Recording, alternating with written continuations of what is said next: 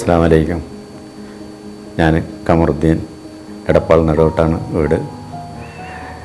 കഴിഞ്ഞ വർഷം 2023 ഏപ്രിലിൽ എൻ്റെ കസിൻ സിസ്റ്റർ മരണപ്പെട്ട് കോഴിക്കോട് പോവുമായിരുന്നു. ഞാൻ, എൻ്റെ ഭാര്യ, എൻ്റെ സിസ്റ്റർ, എൻ്റെ മരുമകൻ, ഞങ്ങൾ 4 പേരും കൂടിയിട്ട് കോഴിക്കോട് പോകുമായിരുന്നു.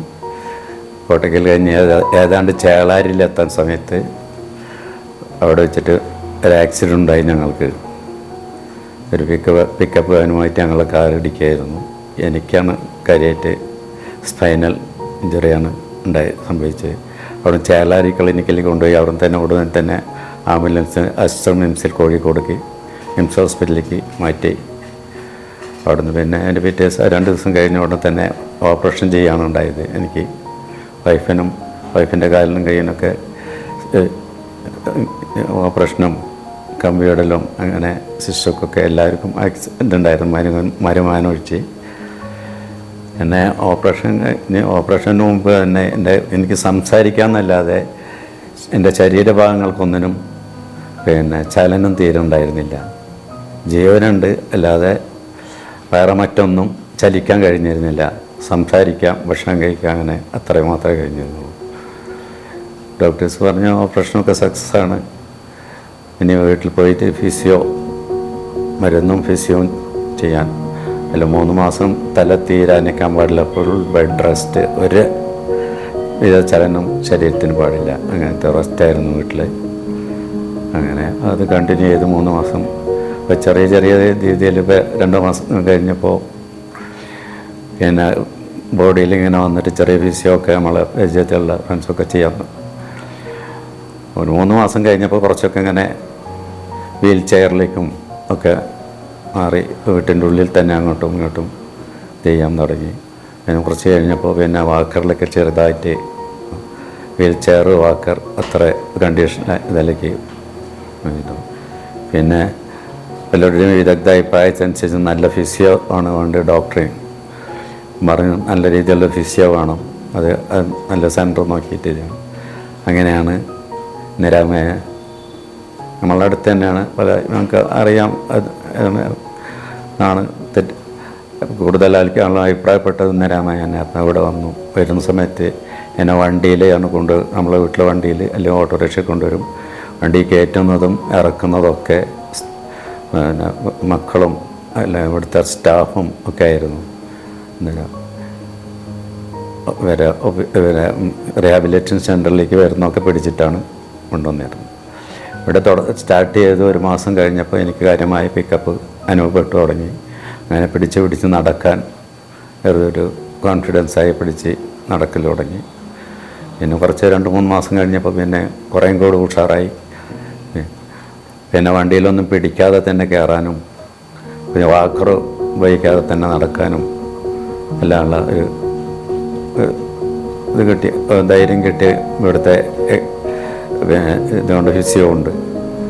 അതുകൊണ്ട് വലിയൊരു മാനസികമായിട്ടുള്ളൊരു ഇതും എനിക്ക് കിട്ടി. വാക്കറും വീൽ ചെയറും എല്ലാം ഉപേക്ഷിക്കാൻ പറഞ്ഞു. അത് ഉപയോഗിക്കരുതെന്ന് പറഞ്ഞിട്ട് ഒരു ധൈര്യം തന്നു.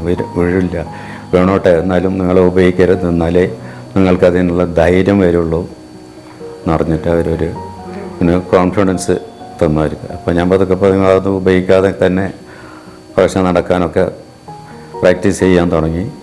പിന്നെ ഇവിടുത്തെ ഫിസിയോതെറാപ്പിസ്റ്റിൻ്റെ ഇതും ഉപദേശവും ഇല്ല ഒക്കെ അങ്ങനെ പ്രോഗ്രസ്സായി. ഇപ്പോൾ ഞാൻ വളരെ ആക്റ്റീവാണ്. ഇപ്പോൾ ഞാൻ സത്യം പറയുകയാണ്, ഇപ്പോൾ ഒരു 1.5 മാസമായിട്ട് നടന്നിട്ടാണ് എൻ്റെ വീട്ടിൽ നിന്ന് ഫിസിയോ സെൻ്ററിലേക്ക് വരുന്നത്.